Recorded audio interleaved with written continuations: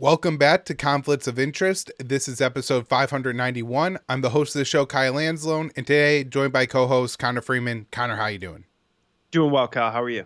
Doing very well, Connor. Happy to have you back on the show today, although we got a lot of unhappy things to talk about. This is the last show for the week, everyone, so make sure you're subscribing and sharing the show anywhere you can find it. Hosted at the Libertarian Institute, where I am the news editor, and Connor is one of our editors. I'm not sure what exactly his title is, but he does some writing. He does some work on the Scott Horton show. He's the co-host of this show, so he wears a lot of hats for us over at the Libertarian Institute.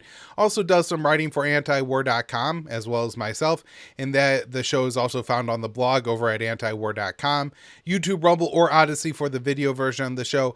It's up anywhere you can listen to audio podcasts, and of course, follow the show on Twitter at con_interest. Connor, let's get into the news today. I just got one story, but I think it's kind of a big one here. Senate bill seeks to place campus protesters on no-fly list. So a bill introduced in the Senate by two Republicans seeks to place campus protesters on a no-fly list. Across the country, pro-Palestinian students are gathering on campuses and demanding their universities cut ties with the Israeli government over Tel Aviv's ruthless onslaught in Gaza. Across the political spectrum, U.S. politicians have attempted to smear the protesters' pro-Palestinian viewpoint as anti-Semitic. So I want to give credit to Michael Tracy, and I got a tweet here linked for him in my article, because he's really the one that I think brought this to the attention of the alternative media. Breaking Points did a pretty nice story on today, and I have this right up here at the Libertarian Institute. So according to the legislation posted on Senator Marsha Blackburn's website on Wednesday, S4274 will require the U.S. government to place campus protesters on a no-fly list. A press release from Blackburn and her Republican colleague, Roger Marshall, explains the No Flights for Terrorists Act will put any individual, including students, faculties, protesters, or paid agitators, on the no-fly list if they have called for violence against the Jewish people, pledged allegiance to U.S.-designated foreign terrorist organizations, or have been subject to disciplinary action by the institution of higher education related to such action. And so, Connor, of course, if somebody is actually advocating for violence against the Jewish people, not that I think they necessarily need to go on a no-fly list, that's problematic. But that's not what Blackburn is talking about here. She's talking about anybody who advocates severing the relationship between the U.S. and Israel, at least all the military support that the U.S. gives Israel. She's saying that she's conflating that with violence against the U.S. people. Not only Blackburn and her colleague here and Republicans, but Democrats, all over the place, Joe Biden, many others, are openly saying that anybody who participates in these actions are pro-Hamas.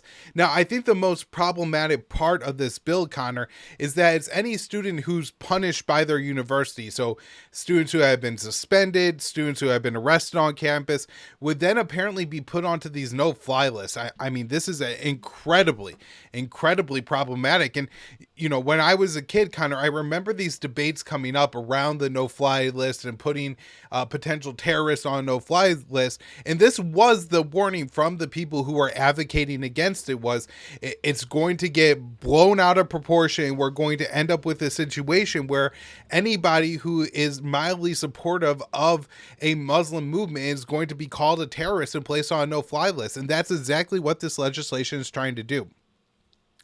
So back to their statement here, they say this legislative action comes in response to the continued anti-Semitic pro-Hamas protests and encampments that have wreaked violence and chaos on college campuses nationwide. Blackburn also called for campus protesters to have their student loans revoked and supports a separate bill that would prevent activists from having federal student loans relieved. And so there's kind of two different things there, Connor. I don't know if there's any legislation that would actually take away the student loans of the college kids that are currently on campus. There is a bill that's supported by about a half dozen Republicans. They're co-sponsors of it at this point, that actually does make it impossible for anybody who is either involved in these protests, or I don't know, like maybe me or you who are supportive of these protests, or maybe have student loans, from getting those loans relieved. And so that's separate legislation. There's also been a bill proposed today, by a representative, and I'll have a little bit more information on Monday. It's just so absurd. I really want to nail down the details of it. But the general outline of the bill, Connor, is they want to deport any protesters involved to Gaza. And the congressman is saying, well, they won't last a day there. Now, of course, he thinks they won't last a day there because Hamas will come out and kill them, which isn't the reality. The Palestinians will probably try to welcome and provide these, people with whatever they could provide these people, given that they have absolutely nothing for themselves right now, and they'll likely be killed by the Israelis, not by the Palestinians. Of course, hopefully something like that would never happen. It has to be unconstitutional on several levels here. So back to my article. Last month, pro-Palestinian protests spread from Columbia in New York City to the rest of the country. The rallies and encampments have been overwhelmingly peaceful and involve Jewish students and organizations. The protesters are demanding their universities cut ties with the government because Tel Aviv is conducting a genocide in Gaza. So there is this demand for divestment, Connor, for these particular universities. I think there's also just an overall demand to cut down on the U.S. support for Israel. So even though, and I think we should mention here too, that the protests have been, I would say, overwhelmingly peaceful. I have trouble, identifying any real acts of violence by the protesters. There was the takeover of a hall at Columbia University. My understanding is this is something that has happened quite frequently and is part of the protest on that campus, is that you would do things like take over this particular hall. So I don't think that was like particularly provocative or anything else. Also, there's a lot of Republicans who are, mad about the Democrats' betrayal of January 6th, who are now calling these young students terrorists for taking over one building. There's a lot of hypocrisy there. But generally speaking, all of these protests have been extremely peaceful. And from what I can see, Connor, the majority of the violence are either police officers, trying to break up these protests. And, at times, these are student protesters. There's a lot of young women at these protests, not very many young men that would probably be, say, student athletes or something like that. And you have the police out there in full riot gear throwing them around and breaking up the protests that way. But the real violence has been committed by the pro-Israeli protesters. This is particularly true at UCLA, where they're throwing fireworks. And, there's obviously a very clear difference between fireworks and a bomb, Connor, but there's not a very clear bright line on that. And sometimes the fireworks get pretty close to that. They could cause burns and issues like that. And I'm sure if the pro-Palestinian protesters throwing fireworks that size at the police, it would be called bombs in response. I saw yesterday there was a pro-Israeli protester out there with brass knuckles pushing a Palestinian woman. Again, if this was a pro-Palestinian protester, this is going to be called assault with a deadly weapon, where the pro-Israeli guy is just allowed to walk away. And of course, a lot of what they condemn the Palestinian protesters for is their rhetoric.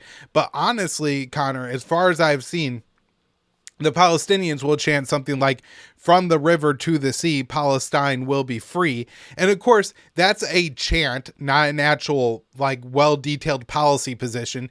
That, the people who react to that saying, "Oh, you want the genocide of Jews," are, this is just the same stupid argument that the people made when the Black Lives Matter protesters were out there saying Black Lives Matter. And the white people are saying, "Well, what about white people? You want to kill all the white people?" This is just very ham-handed stuff that we're seeing happen at a lot of these protests and the criticisms of it. But the, calls to have the pro-Palestinian protesters raped by Hamas, we saw this shouted at Medea Benjamin at some of these events and things like that. It is absolutely the most direct threatening language is not coming from the pro-Palestinian side. So it's really disturbing that it's being labeled this way, because if anybody is being hateful in this, it's the opposition to these protests, not the protests themselves. So back to my articles here. Still, their students and their supporters have been smeared as anti-Semitic and anti-American by leaders across the political spectrum. Senator Marshall said, Hamas terrorist sympathizers don't just hate Israel, they hate America and everything we stand for. These radical Marxists who are doing Hamas's bidding across the country on college campuses, threatening the safety of our Jewish students and communities, should be treated in the same way as we treat the terrorist organization. President Biden made similar remarks on Tuesday at an event that he attended along with Mike Johnson, who made similar remarks as well, but I'm not going to get into everybody's statements. I do want to read Biden's though. He said, on college campuses, Jewish students blocked, harassed, and attacked while walking to class. Anti-Semitism, anti-Semitic protests, slogans for the annihilation of Israel, the world's only Jewish state. There is no place on any campus in America, any place in America for anti-Semitism or hate speech or threats of violence of any kind, whether against Jews or anyone else. Violent attacks, destroying property is not a peaceful protest. It is against the law, and we are not a lawless country. We are a civil society. We uphold the rule of law.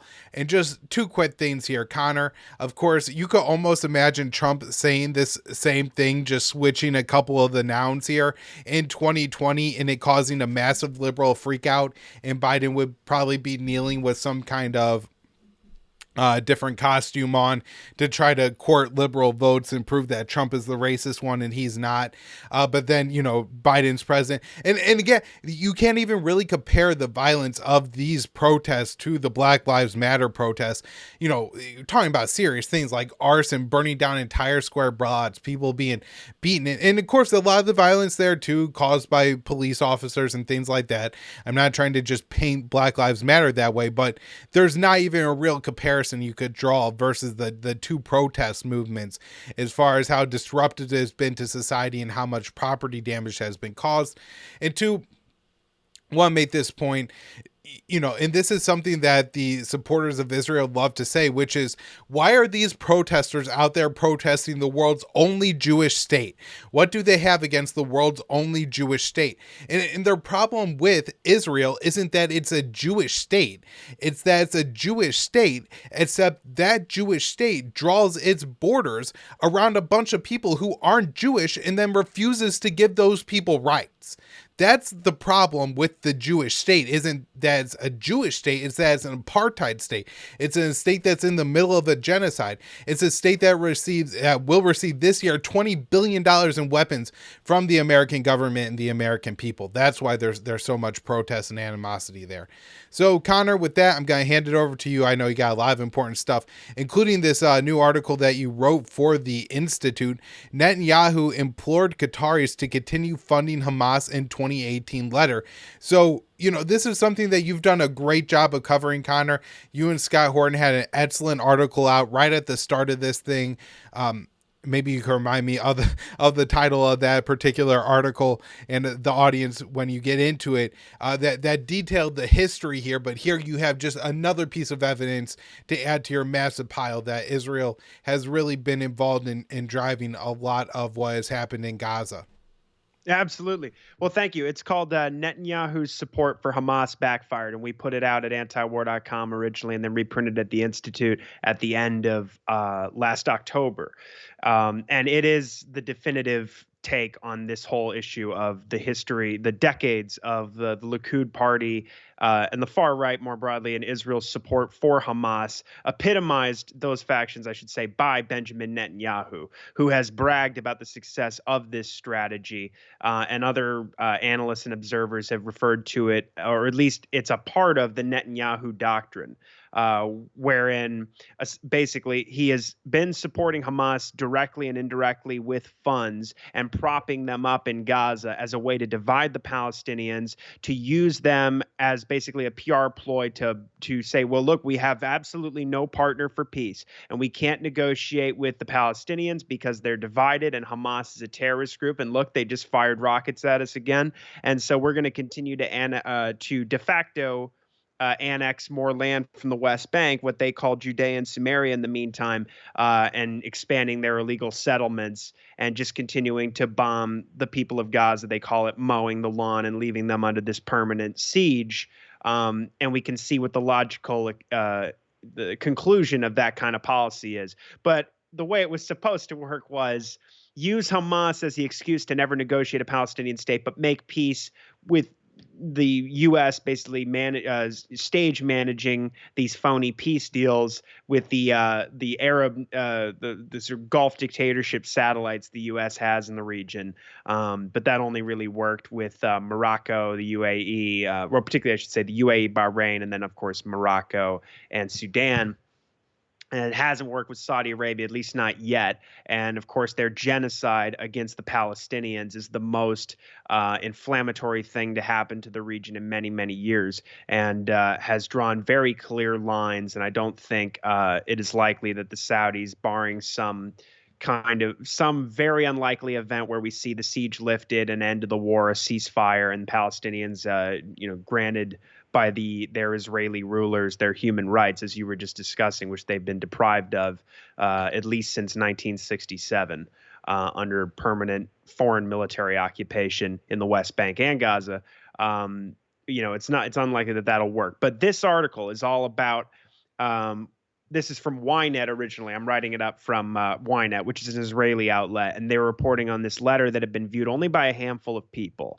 But it does show Netanyahu requesting from the Qataris that they continue sending tens of millions of dollars a month to Hamas in order to keep them in power.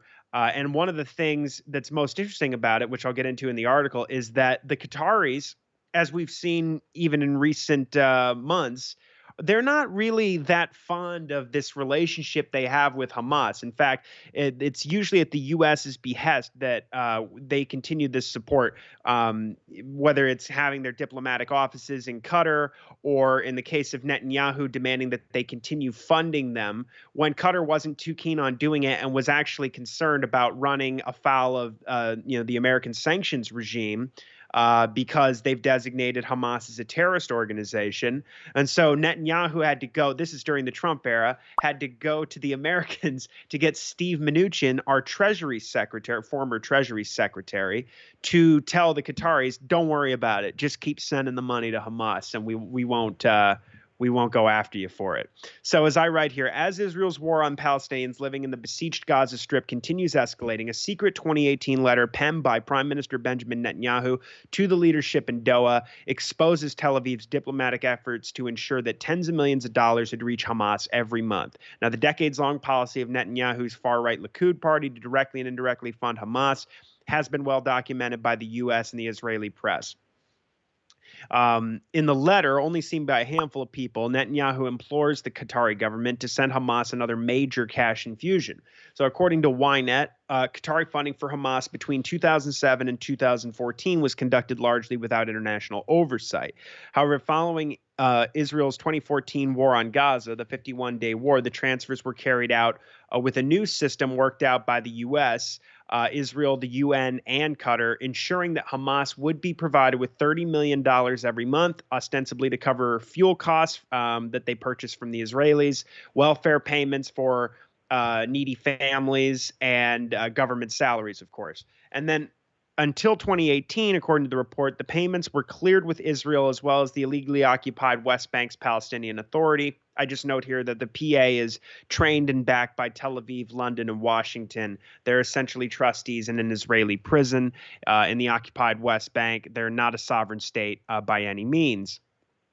Nevertheless, according to Dr. Udi Levy, The Mossad official who was charged with cracking down on fighting the funding of terrorism until 2016 told Why Not. I'm just laughing because not only were they funding Hamas during those years, but during the war in Syria, Israel was actually also backing Al Qaeda and ISIS to some extent as well, as a part of their policy there called Operation, just supporting the jihadis that were waging this dirty war against Damascus. And there was even quotes from top defense ministry officials at the time where they're saying, look, we prefer ISIS to the Shiites. Uh, so it's a little absurd. This guy, I cut some of the quotes in the article where he acts like, I would you never, be involved in something like this. And Netanyahu, wouldn't talk to me about it. And there's probably some truth in that. I mean, I don't know. He said that former prime ministers, he had been in this position for more than 15 years. And he claims that Netanyahu never talked to him about this policy of backing Hamas, which he thought was very strange. But the most pertinent quotes, he says the PA made clear that they would no longer fund Hamas. And rather than let the terror group collapse, Israel decided on an alternate route for its funding. So he continues that this was part of Israel's policy to buy quiet. Hamas demanded that the $30 million per month would be delivered directly to the ruling faction. It was naive to believe Hamas would provide the money to the population in Gaza. Levi goes on to explain that Doha was reluctant to fund Hamas as well. He says in 2018, Qatar was concerned that funding Hamas, which had been designated a terror organization, would create problems with international institutions. So there were concerns within Doha that continuing to send the money to the group would imperil the Qatari government with respect to these international institutions, presumably including the risk of running afoul of the American Treasury and their myriad sanctions and penalties. So he says there was a sense that the Americans were needed in order to seal the deal. So subsequently, Treasury Secretary Steve Mnuchin, quote, agreed to a request from Netanyahu and sent an additional letter to Doha, this time from Washington, in effect ensuring Qatar that the funding of Hamas would not be considered funding terror. Now, at the time, photographs of the transferred funds caused a political uproar in Israel, with Haaretz reporting at the time and I linked to this article. They go, the criticism suffered by Netanyahu over the weekend was earned fair and square. The photos of $15 million in cash from Qatar entering the Gaza Strip in suitcases cast a ridiculous light on his repeated claims of being tough on Hamas. In reality, Netanyahu is conducting indirect negotiations with Hamas, though he and his government religiously refuse to confirm this. The Qatari cash, which will help preserve Hamas's hold on Gaza, could not have entered without his approval. And then, again, citing Haaretz and other Israeli media, I write that from 2012 to 2018, Qatar provided more than $1 billion to Hamas, hundreds of millions per year, with Tel Aviv's green light. Among other things, that money was used to fund education, healthcare, and aid, including through the UN, and to continue paying for government salaries and buy the fuel from Israel. The longstanding policy of backing Hamas was part of this larger effort by Netanyahu and Likud to divide the Palestinians, weaken Fatah, which is the ruling faction in the Palestinian Authority, preclude negotiations over a Palestinian state, and continue the de facto annexation of land in the West Bank with the expanding Jewish-only colonies, or as they're commonly referred to, the illegal settlements. So Likud spokesman Jonathan Urich, and we have pages of these quotes in my article, the article that Scott and I wrote, but I just selected a few of them here. So Likud spokesman Jonathan Urich, one of Netanyahu's media advisors, has bragged that a key success of Netanyahu was disconnecting Gaza from the West Bank, both politically and conceptually. He says Netanyahu basically smashed the vision of the Palestinian state in these two places. Some of that achievement is related to the Qatari money reaching Hamas every month. Netanyahu had previously dispatched high officials such as Mossad chief Yossi Cohen to Doha, quote, begging the Qataris to keep funneling money into Hamas, as Avigdor Lieberman, the former defense minister, had characterized it. Distel Atrabian, a former minister of information and current Likudnik member of the Knesset, has also laid bare the intent behind the cynical policy, warning if Hamas crumbles, Mahmoud Abbas may rule Gaza. If he rules it, then voices on the left will encourage a Palestinian state in the West Bank as well. This is the real reason Netanyahu doesn't annihilate Hamas. Everything else is bullshit. Now, earlier this year, Joseph Borrell, the European Union foreign policy chief, Kyle wrote this article up for us at the Institute, condemned Likud's efforts to support Hamas in order to prevent negotiations for a Palestinian state. He argued, quote, "It's an unquestionable reality that Israel has bet on dividing the Palestinians, creating a force to oppose Fatah." Borrell has previously remarked, "We believe that a two-state solution must be imposed from outside to bring peace. Although I insist," he says, "Israel is reaffirming its refusal of this solution, and to prevent it, they have gone so far as to create Hamas themselves. Hamas has been financed by the Israeli government to try to weaken the Palestinian Authority of Fatah." Now, Israel did not create Hamas. They created the conditions that Hamas emerged from, and the most important aspect of that, I would argue, is that going back to, 1967 onward, after Gaza is seized from Egyptian control after the Six-Day War, one of the most important things is Nasser, who was still ruling Egypt at the time, was cracking down on the Islamists and the Muslim Brotherhood in that part of the region. And when Israel took control of Gaza, they began, fun in various ways. And the best article on this is at United Press International, which we cite in the article that Scott and I wrote as well. I'm blanking on the author's name. I want to say Richard Sale. But they discuss how Israel began letting the Islamists, they were helping fund them and getting them registered with different government agencies and helping them build schools and mosques and all kinds of things. Now, I'm not saying that that's intrinsically a bad thing, but the difference in policy is notable. Israel would prefer if Islamists dominate the resistance to their apartheid state, their occupation, and their continual dispossession of the Palestinians, and the Zionist regime in general, because that way it's easier for the PR effort with respect to the West to say, look, we're dealing with all these Islamist terrorists, as opposed to some socialist nationalist types who were in the PLO or Fatah. And also it creates further divisions between the Palestinians themselves, which they can inflame on both sides and use that to sort of continue this divide and conquer strategy. And so, let's see. And I just write here, the most important, quote really from Netanyahu about this is, or the most infamous, is him gloating to a meeting of his Likud party's Knesset members back in 2019. And as I write, less than 5 years before the October 7th attack. He said that anyone who wants to thwart the establishment of a Palestinian state has to support bolstering Hamas and transferring money to Hamas. And he elaborates, insisting, "This is a part of our strategy, to isolate the Palestinians in Gaza from the Palestinians in the West Bank. It's impossible to reach an agreement with them. Everyone knows this, but we control the height of the flames." And so, of course, as I'm saying, they were helping fund Sheikh Yassin's projects, who's the father of Hamas, going back to the 70s, and really, Hamas is not founded until 1987, 1988, and that's after 20 years of the totalitarian occupation in Gaza, and of course the West Bank. And so this idea that, of course, these stories are so important because it just shows how this argument that the war is being fought in Gaza today to eradicate Hamas is based on a false premise, which is that Hamas is this terrorist organization that has been attacking Israel, and not this group that has risen out of the brutal occupation the Israelis have imposed on the Palestinians for decades and decades, including repeated, large-scale bombing campaigns against civilians in Gaza just since the blockade was imposed in 2007.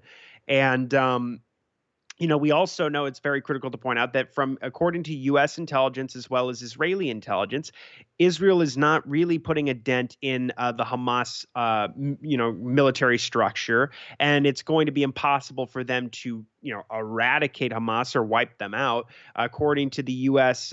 Intelligence and the annual threat assessment, they assume or they believe that Israel will be dealing with Hamas and Palestinian militants and their guerrilla warfare for years and years now into the future. So in the meantime, when they go into Rafah and they claim it's to take out these four Hamas battalions that are underground, it's really just a casus belli. It's all of this. The October 7th act is just a casus belli, really, that they've exploited to the nth degree, just like our government did after 9/11 in order to achieve predetermined goals, and including, in the case of Gaza, a full-scale ethnic cleansing, which is clearly what's taking place.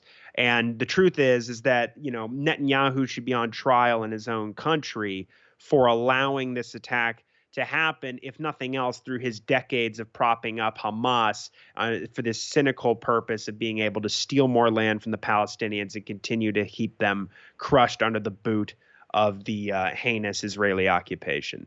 And so we just have more evidence piling up.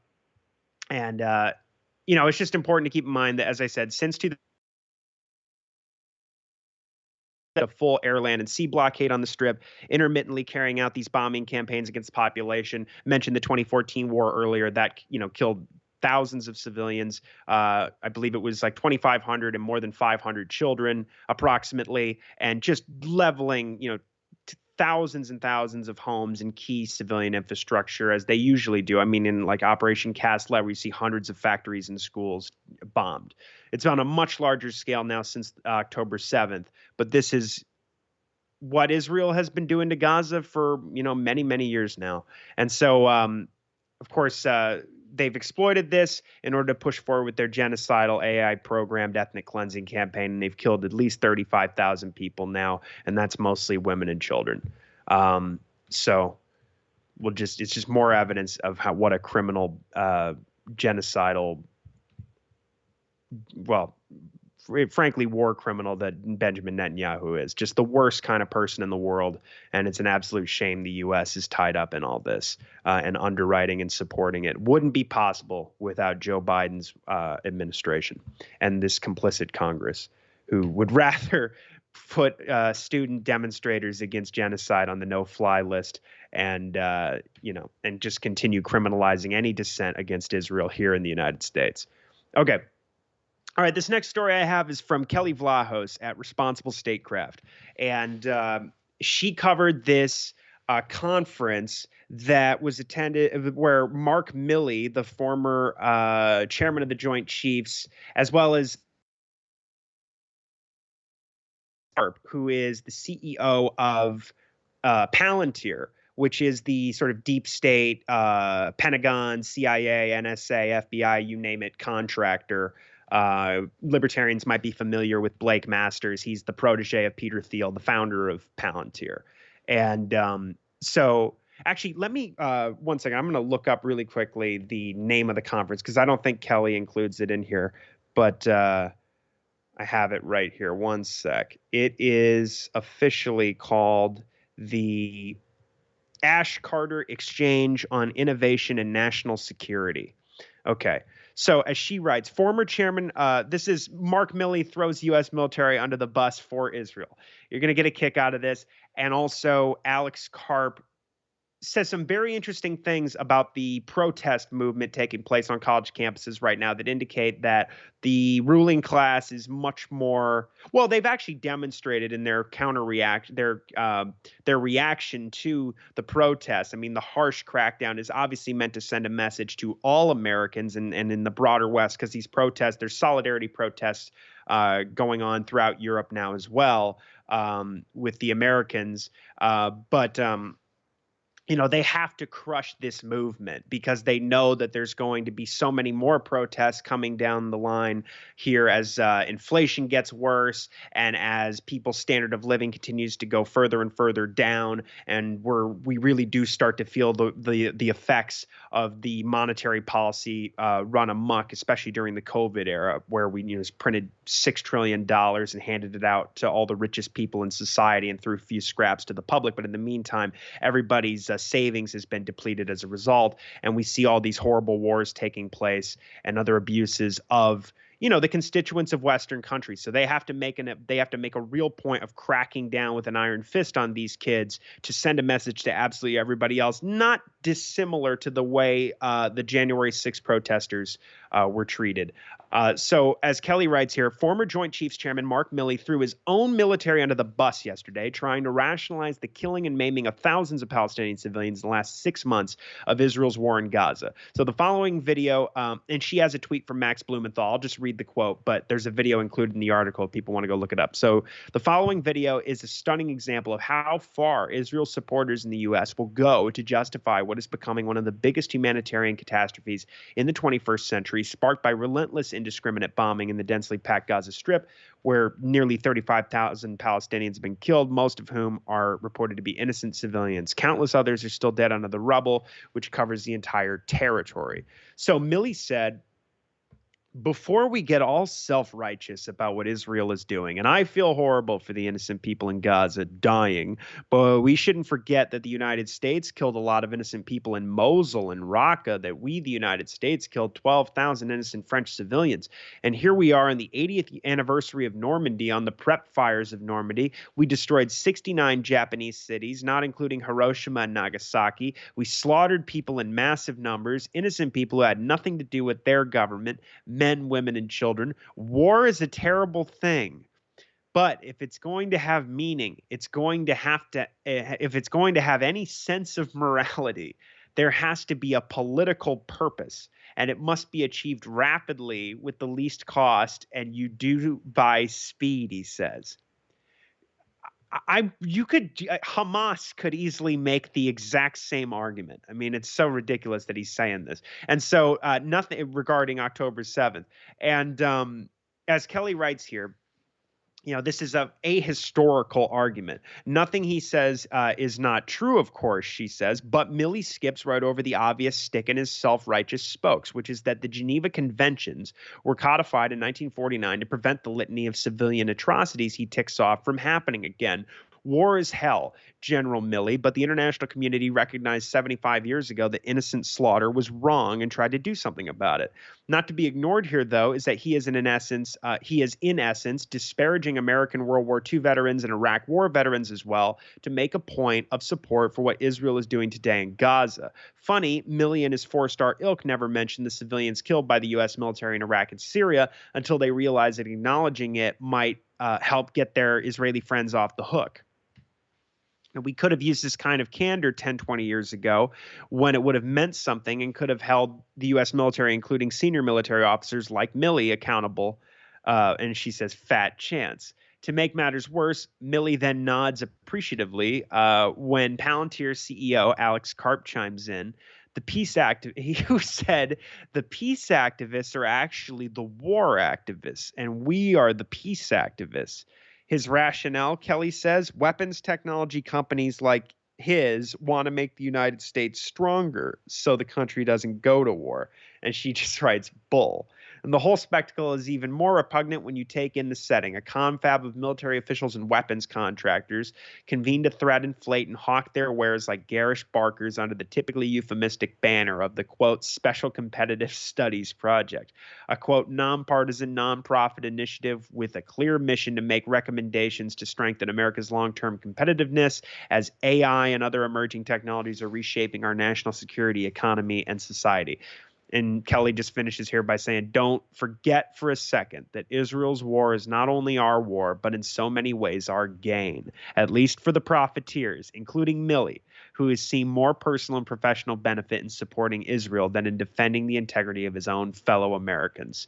And after Milley left his post and Charles Q. Brown, succeeded him, I wrote a piece for antiwar.com about basically, this is a guy who was the top military official in the United States during the Donald Trump administration and the Joe Biden administration. Now, granted, he got out of there before the war on Gaza, before the genocide took place, but he left a situation in East Asia and in the Middle East and in Eastern Europe that was an absolute powder keg. Even if he was on the right side of even if he was, slightly more dovish than, say, Blinken or Jake Sullivan on whether or not Ukraine, after they seized Kharkiv at the in the toward the end of 2022, and he said that they should use this opportunity. In November of 2022, he was saying they should, instead of preparing them for this counteroffensive, what we really should be doing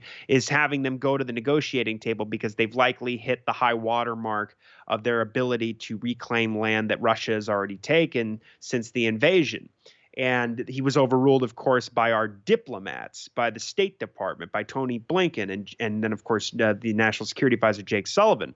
But and then you have a similar situation back during the Trump years in 2020, when Milley was intervening and making these calls to warn the Chinese that if Trump, for whatever reason, announced that he would carry out, if he was going to attack China, that he would warn his counterparts in advance. And everybody flipped out about that. But the only reason they had to make that, the only reason he had even did that in the first place is because that this is during the period during the COVID pandemic, the worst of it, where Trump was drastically expanding the American military footprint, particularly in the South China Sea, sending aircraft carrier strike groups to carry out war games threatening China just off their doorstep, and sending nearly 1,000 U.S. spy planes conducting sorties in the South China Sea and the East China Sea and the Yellow Sea, and sailing destroyers to the Taiwan Strait. The most provocative measures, and building up the quadrilateral security dialogue and carrying out drills with them as well, with India and India, Japan, and I'm actually blanking on the quad. It's India, Japan, and I want to say Australia. No. That's well, anyway. You're right. It's Australia. Yeah. So I mean, this was during a period of extremely heightened tensions, not nearly to the extent that we've seen since Biden took office. But Milley was making the case to them that, look, if there's something happens, I'll let you know. But he was basically saying, I know we look like we're on a war footing, but we're not about to attack you. And this is the problem with this reflexive hawkishness that everybody has. I mean, Milley is an absolute war criminal. The fact that he's talking about trying to defend the Israelis, I mean, I understand. As I noted in the article after he left his post, every war he was involved with over his whole career was illegal. It was unconstitutional. And these wars of just the last 20 plus years of the terror wars have killed directly or indirectly well over 4 million people, according to the Cost of War Project. Cost the American people something like $8 or $9 trillion, plus double that if you include the interest payments. So we're talking almost $20 trillion. Who knows by the end of the day? But this is absolutely reprehensible. And there's some other great quotes from Alex Karp at this event as well, where he basically says that he's very concerned that if the anti-war protesters win the, quote, ideological battle, then we won't be able to field armies in the West anymore for future wars. And look, if the wars that they want to fight are wars like the Iraq War and Syria and Somalia, and maybe even fighting China, of course, is the consensus among our ruling class that we are absolutely going to hot direct war with China. This is Barack Obama's project, and we're going to see it through the Asia pivot, or just maintain this proxy war with Russia and sending in our special operations forces there and CIA operatives. But, they want to continue to have people fight all these illegal wars that have killed millions, displaced tens of millions more, cost trillions of dollars, and eviscerated any sort of remaining vestiges of liberty, natural rights, and constitutionality in the United States, and broken down our society in several other ways, then you know what? Good. I'm glad. I hope the anti-war protesters win the ideological battle. But this is what they're saying, so it's good to see. I'm glad to see that that men like Karp and Milley feel like they're on the back foot, even when they're talking amongst their peers here at events like this. Okay, so the next story, Washington delays report on Israel war crimes and last-minute move. So this is from the Cradle from yesterday on the 8th. and they're writing up a story from Politico. So they're saying the White House has delayed the release of a State Department report on whether Israel has violated U.S. and international humanitarian law during its genocidal war on Gaza, according to government officials who spoke with Politico. Quote, in an email, the Biden administration notified The Hill that it will miss the date without providing a clear reason why, the D.C.-based publication reported on May 7th. Now, earlier on Tuesday, a State Department spokesman, Matthew Miller, told reporters the report was not yet finished, adding, we are trying very hard to meet that deadline. It's possible it slips just a little bit, but we are trying to get it done by tomorrow. Speaking anonymously, a senior White House official told Politico that the report will be delayed by less than a week. The unexpected delay comes as Israel indiscriminately bombs Gaza's southernmost city of Rafah with internationally banned munitions. They're referring to some reports. I'd like to see more on this, but there's some reports coming out of Rafah where they're saying that they believe white phosphorus is being used. More than 1.4 million Palestinians remain in the border city after being violently displaced from their homes across the Strip. So the State Department is drafting the report, started drafting the report several months ago, and was expected to deliver it on Wednesday this week. If the report agrees with the overwhelming amount of evidence showing that the IDF, the Israeli apartheid army, has committed war crimes, then U.S. military aid for Tel Aviv could be at risk of drying up. Not to borrow a phrase from Kelly, fat chance, but Washington has recently signaled a strained willingness to delay arms shipments to Israel, as the Wall Street Journal reported on Wednesday. The Pentagon delayed the sales of thousands of precision weapons, including MK-82 bombs, fuses, and JDAM guidance kits to make munitions more precise. These are smart bomb kits. So a shipment of 1,800 2,000-pound bombs, those are the MK-84 bombs, and 1,700 500-pound bombs, the MK-82s, that were set to be shipped to the Israeli army last week were put on hold over, quote, concerns about the potential use of the larger explosions in Rafah's extremely overpopulated conditions. The pre-war population of the city was 275,000, and now it's approximately 1.5 million people packed in there in tents with no water, no medicine, and virtually no food or other aid. And of course, Israel has taken they've seized the Palestinian side of the border crossing, with Rafah choking off the most vital aid entry point into the Strip, which means that the famine is only going to get exponentially worse unless they reopen it, which at this point, there's no sign of that. Now, nevertheless, on Wednesday, Daniel Hagari, the Israeli army spokesman, downplayed American moves, saying the allies resolve any disagreements behind closed doors, and that collaboration with the U.S. has reached a scope without precedent, I think, in history. So that's fair enough. So since October 7th, Washington has quietly sent well over 100 arms shipments to Israel used to ravage Gaza, killing tens of thousands, including 15,000 children. The U.S. is also behind the shipments of white phosphorus munition. Okay, so yes, certainly that have been dropped in Gaza and Lebanon so far, which human rights groups say turns victims to ash. Yeah, it burns through everything. And they're also using it to destroy farmland in both Gaza and southern Lebanon. And yeah, I mean, so the State Department already said, I believe last month, that they believe they have not seen a single instance yet where Israel is violating international law. And it's just absolutely absurd. You would only have to, I mean, we've seen nearly 80% or more than 70% of all the schools in Gaza have been bombed. We've seen 400 different health facilities, more than 400 bombed. We've seen mosques and churches bombed. We've seen hospitals laid siege to for weeks on end. And then after the fact, Palestinian civil defense groups and the people of Gaza are uncovering hundreds of their family members buried alive in some cases, or tortured and left in mass graves. There's so many violations of international law. It's the worst kind of slap in the face for Foggy Bottom to look into the American people's eyes and lie to them like that.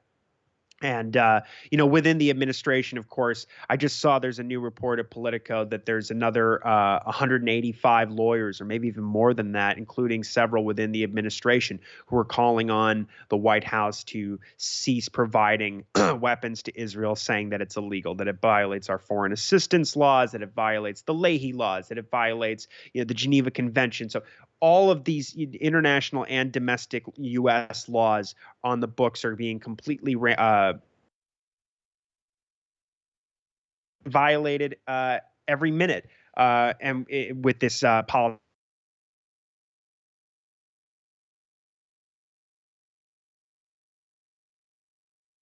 Just denying it and continuing as with the status quo. And I have two more stories here. Kataib Hezbollah renews call for the U.S. to withdraw from Iraq. On Tuesday, this is from Dave DeCamp at antiwar.com on May 8th. On Tuesday, Kataib Hezbollah, the Iraqi militia, called for the U.S. to leave Iraq as it appears there has been no progress on a withdrawal in negotiations between Baghdad and Washington. So Abu Ali al-Askari, a spokesman for Kataib Hezbollah, said the group does not perceive the American enemy's seriousness in withdrawing the troops and dismantling their spy bases in Iraq. He added that Kataib Hezbollah, quote, hasn't seen the necessary seriousness from the Iraqi government to remove them either. Now, Kataib Hezbollah and other Shia militias suspended their attacks on American troops in February under pressure from the Iraqi government and following the drone attack on Tower 22 in Jordan that killed 3 U.S. Army reserve soldiers. Now, U.S. bases in Iraq and Syria were attacked in April, but there were no casualties, and there's been no attacks since then. U.S. bases came under hundreds of attacks between mid-October and early February, which began in response to America's enabling of the Israeli slaughter of the Palestinians in Gaza. So in response, the U.S. bombed Kataib Hezbollah and other militias, which are members of the Popular Mobilization Forces, an umbrella group of militias that are part of Iraq's security forces. These are supposed to be our partners. These are the guys we fought ISIS with. So the U.S. airstrikes on Iraq, which were not coordinated with Baghdad, prompted Iraqi Prime Minister Mohammed Shia al-Sudani to call for the American-led coalition in Iraq to withdraw. The U.S. and Iraq began talks on the future of the presence, but after al-Sudani recently visited Washington, there was no sign that a withdrawal would happen anytime soon. So as long as the U.S. refuses to leave Iraq, where it has 2,500 troops, there's always a chance of attacks restarting. The U.S. has been under pressure to leave Iraq since January of 2020, when Iraq's parliament voted to expel U.S. forces due to the drone strike assassination in Baghdad against General Qasem Soleimani, the former leader of the Quds Force, and PMF leader Abu Mahdi al-Muhandis. The U.S. has been able to stay because of the enormous economic leverage they hold over Iraq. Since the Iraq War, Iraq's foreign reserves have been held by the Federal Reserve, giving Washington control over Baghdad's dollar supply and the ability to devalue the Iraqi dinar. The U.S. also keeps tight control over Iraq's ability to pay its neighbor Iran for its much-needed electricity. And, of course, we saw under Bill Clinton a sanctions regime against Iraq that killed hundreds of thousands of children.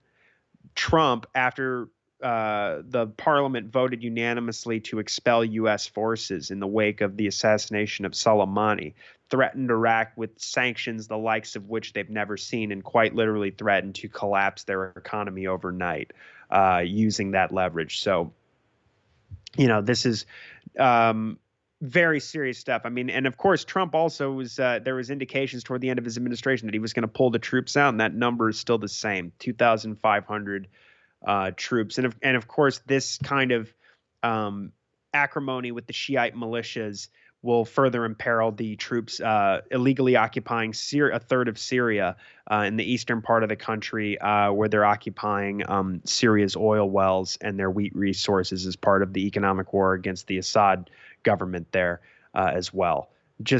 And again, this is largely at the behest of Israel that we're permanently stationed in Iraq and Syria. Okay, so to ostensibly to check Iran.